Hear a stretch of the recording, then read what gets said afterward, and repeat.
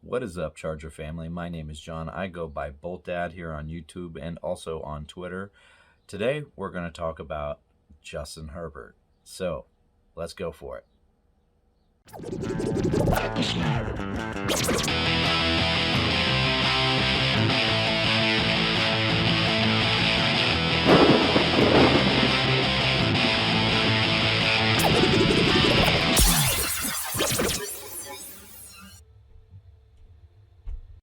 All right, so you haven't seen me before. This is my first time doing this. What we're going to talk about, like I said, is Justin Herbert. But before we kind of dive into what a lot of people have talked about before, I want to kind of give you my thought process on throughout the whole evaluation period leading up into the draft. And obviously, how I've become a huge fan of him since the draft on our Chargers. Pretty exciting stuff what he's done, the records he's breaking and will clearly break going forward.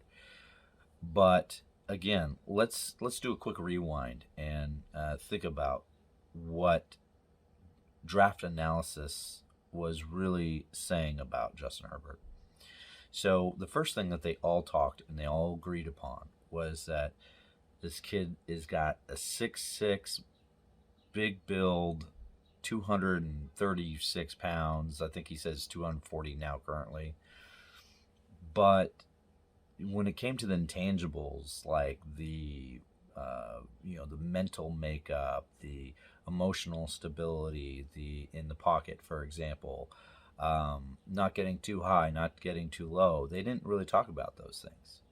On the flip side, when you talk about Joe Burrow, it was the exact opposite, right? This guy has the it factor, the X factor, whatever you want to call it. But they never said that about Justin Herbert, right? It was always, oh, he's too shy. He would never be a good leader. How could be a leader among men if he's so shy, right? The Sheldon High School fisherman president. Hello, of course he can be a leader. But that's something that, quite frankly, I myself couldn't really get my head wrapped around. It was the big debate between, after Joe Burrow, obviously, the big debate between Tua and Herbert. They had Tua, for example, had this huge uh, media campaign around him to make him sound like the most amazing thing since ever. And I kind of fell for it. I got into the hype. He had this documentary. I watched it. It was, Tua had these, a lot of great media coverage as far as like how he's kind of an underdog. He did some quarterback competitions that he really excelled in. A lot of the stuff. And when he talked, it kind of gave me a Drew Brees feeling with his leadership style. Just not cocky, just confident. And I really related to that, right?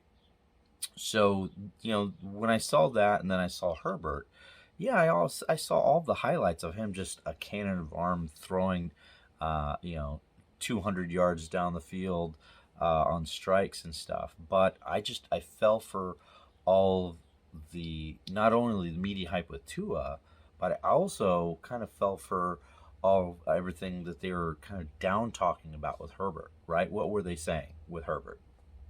Well, again, yeah, he's got this cannon of the arm, but there was always that what do you call it, asterisk. There was always that one thing. It was the hiccup, and that was his leadership style, right? Oh, and then he was inconsistent in the pocket. Well, I'm going to tell you right now, I am not an expert when it comes to breaking down film.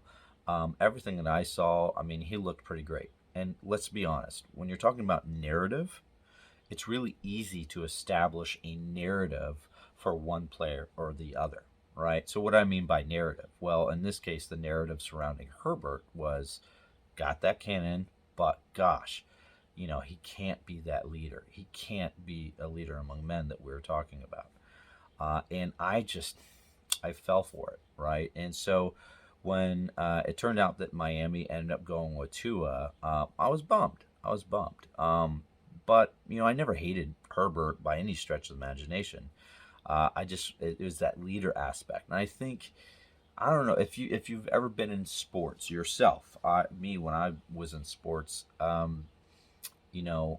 really gravitated towards that leadership quality of people, and something about the heroic nature of sports where you can be that last minute gunslinger, come in on the fourth quarter and just throw a touchdown. Like it's exciting stuff. It gets you going. Um, but I'll tell you what. Let's just flash forward to here, recent past now. When that fourth quarter that against the Raiders, that yeah, of course we know we didn't get into the playoffs, but that fourth quarter where he's hitting uh, fourth down after fourth down clutch every single time.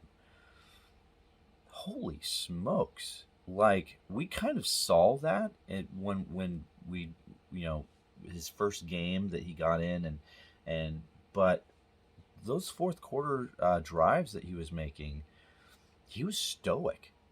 Like it wasn't like boring stoic. It was like we're here and we're gonna score a touchdown. And you could just see that with his mentality, that all the other Charger players were in. They were all in, right? So this is some amazing stuff. I mean, to go from the narrative pre-draft leading into draft, which a lot of us Charger fans, let's be honest, we fell for it. Some of you, I'll credit you if we can. Comment in the section below if you're one of them that really agreed or just say disagreed with that narrative. But I fell for it. But to see from where that was to where we clearly are now, getting ready to go into his third year. I mean, this is leaps and bounds different. We're talking about the type of quarterback. So I just wanted to give you that backdrop of kind of where I was, and I think a lot of Charger fans were, to where we are now. Now, let's kind of then, since we talked about where we are now and where we were before draft, let's kind of talk about what the first year and then second year was, right? So the first year, we all know the story with Anthony Lynn. He's a backup for a reason. We all know, how that came about. But what was just amazing is when he took that hit in that first game. Was it by a linebacker? I can't recall. It was a linebacker, I believe, with Kansas City, and he just knocked that guy out. And he got up, and there's that quote with Austin Eckler. Austin Eckler's like, "You knocked that guy out, bro. You straight cuckooed that guy, right?" God, that got me going. I mean, I think I watched a replay on that game more times than I'm willing to admit. But then, as the season went, he wasn't winning. But you know what? Afterwards, in the pressers, he was saying all the right things. And it didn't feel like fluff. He was saying basically almost stoic. Like he was saying, we're not, we're not winning, but we're going to win. We're going to keep trying. We're going to keep moving. All the things you want your quarterback to say. And frankly, we're talking about Philip Rivers for a second. I loved his press conferences. He was actually really articulate in his press conferences. And I loved hearing him. And so listening to Herbert, it's not quite the same gump and, charisma exactly, but, he says a lot of the similar things. You can almost tell he was a fan of Rivers growing up, just his persona and the way he talks. Maybe quite a bit different on the field, but off the field in his pressers, I kind of feel like they're somewhat similar. So we get past that first game with Kansas City, and then we move on. And there were some huge, big name quarterbacks that he played against. Obviously, Tom Brady with the Buccaneers. He had those huge throws. And they almost won with that. They almost won New Orleans. Was it Monday night? Holy smokes, dude. The throw on the run coming out from the pocket to the right. Just crazy laser dart. I mean, that really opened up, I think, not only to us as fans, but to the nation. Like, wow, this kid's got something, right? He's not just a kid. Like, this guy's a man. Um, and to see him going up these big time quarterbacks, and then even though they didn't have a great winning record, he never changed his demeanor. It was never too high, too low. It's almost like when you see, because we're talking about the Masters that's going on right now, when you see Tiger Woods, when he's walking up to the green, even if you don't watch golf, I mean, you can just picture it. Like, this guy's serious, right? This guy's gonna win the championship or whatever. He's coming for me, right? And there's this intimidation factor, and that intimidation factor of this seriousness. I'm going to come here. I'm all business. Well, to parallel to a quarterback in the NFL, who's similar to that, Tom Brady, right? Entire team's demeanor would change because you could just feel it in the stadium, in the air, when Tom Brady got onto the field, and it was that 2-minute drive, fourth quarter clutch. You're like, Tom Brady, he's probably going to score a touchdown here, right? So you're starting to see that in Herbert. Like, you're starting to see glimpses of that. And then Anthony Lynn, we'll just say, okay, that's the first season. There was a lot more to that. But I will say this with the first season. I loved, and this is probably my personal favorite play to this day.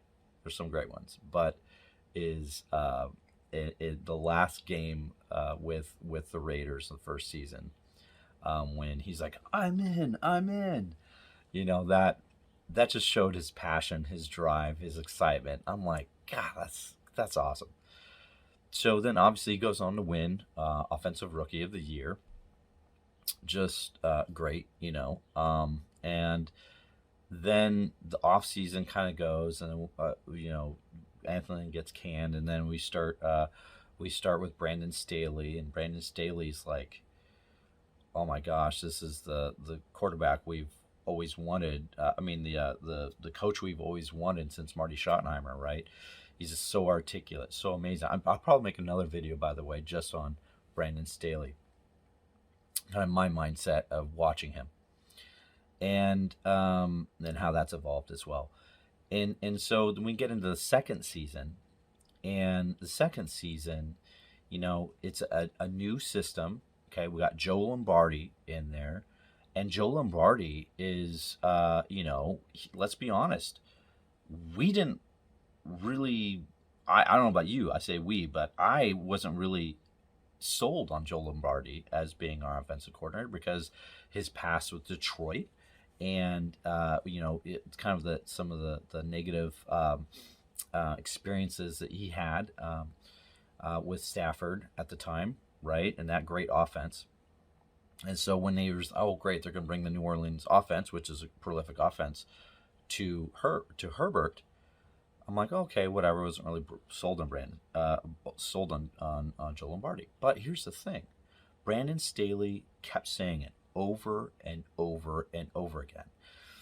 He kept saying how we're going to tailor this massive playbook that is the New Orleans style offense. We're going to tailor sections of that offense and figure out what works for Herbert, what he's good at, and we're going to stick to that. Obviously, sprinkle in a few things here or there, but we're going to tailor it to him and have the offense run through Herbert. Right? Staley said that all the time. That's key for me, because what that means to me is he's saying, okay, we've established now we got a stud as a quarterback. Okay. And nobody talks about, the Campbell Award, right? The academic Heisman. This guy's a super smart guy. He can absorb and process information really well. So let's give him this really thick playbook, and we're going to condense it down to the plays that we feel work best for him. But then beyond that, we're going to say, okay, let's make it truly run through him. And when I say that, and when Brandon Staley is saying that, he said one thing that really stood out in my mind.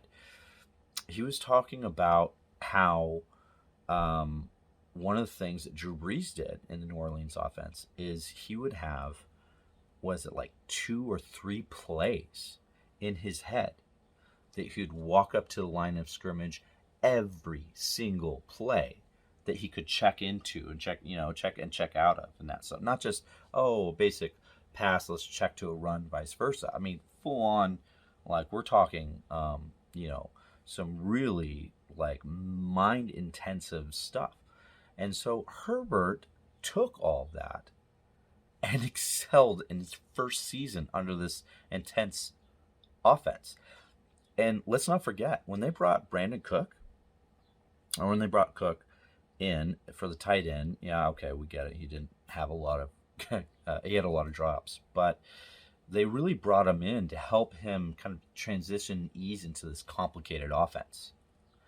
And one of the things that Cook's always said was, he's picking it up well. Like, he's doing really, really well. I'm actually really impressed. Most quarterbacks, in my experience, had difficulty picking up this offense, and here he is picking it up. So these are the things that the media didn't really cover pre-draft, but us being in tune as Charger fans are like, we're going to have a great offseason. Like, this is going to be a big time. So I wasn't a huge fan of Joe Lombardi, but then we're talking about how we're tailoring it to this offense. And speaking more about Joe Lombardi as the second season, now let's go and get into that second season. I don't know if you all got this vibe from me, but it feels like they went out of their way to do a lot of dink and dunk, kind of old school, or I should say later on in Drew Brees' career, kind of that dink and dunk offense. And eventually, I think they figured out, well, holy smokes, maybe we're just going to have them run it out and just start chucking stuff to keep the offense, or keep the defense on its toes, right? And so that's when you started to see the real offense kind of kick into high gear, because now you're balancing this dink and dunk with things, quite frankly, Drew Brees was never able to do, right? Let alone most quarterbacks were able to do with these deep throws. And so that's all of a sudden, you're starting to see a prolific offense start to take formation, right? So everybody talks about, as an example of that, everybody talks about how, okay, well, you keep defenses honest by having a run defense, right? And so, if you have good offense, then they have to defend against the run so that can open up play action. Well, it kind of works the same way with when you do a lot of smaller dink and dunk offenses, a lot of screens and stuff, and then you counteract that with some big high volume, throws down for a touchdown for 60 yards. So it's challenging a lot. So anyway, I'm kind of going on a lot of tangents here. All I'm saying is I was a little skeptical when it came to Joe Lombardi, but you could kind of see that he was kind of working to figure out what worked for Herbert. So obviously we didn't get into the playoffs for the second season, but overall I consider it a fantastic success. And I'm genuinely excited to see where we go here in going into his third season, because it looks like we're focusing on the defense, which is a topic of another conversation. But I want to talk about Herbert, and which we just did, and I hope you enjoyed kind of a little bit of my take on Herbert from pre-draft analysis to now. I know I ranted a little bit my first time doing it. Hopefully you enjoy this content. If so, like, subscribe, and then we can start doing more of these types of chats. Thanks again.